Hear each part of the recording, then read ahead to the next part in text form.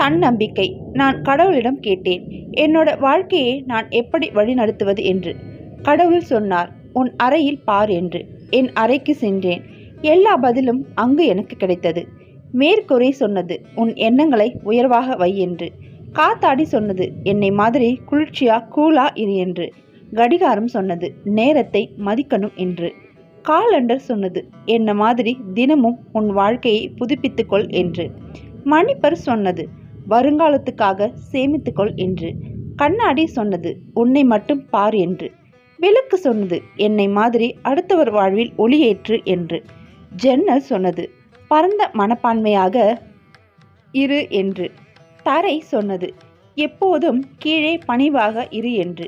படிக்கட்டு சொன்னது, வாழ்க்கையில் ஒவ்வொரு படியிலும் ஏறும்போது கவனமாக அடியெடுத்து வை என்று. இதுபோல வாழ்க்கையில் நாம் கடைபிடித்து வந்தால் மிக உயர்நிலைக்கு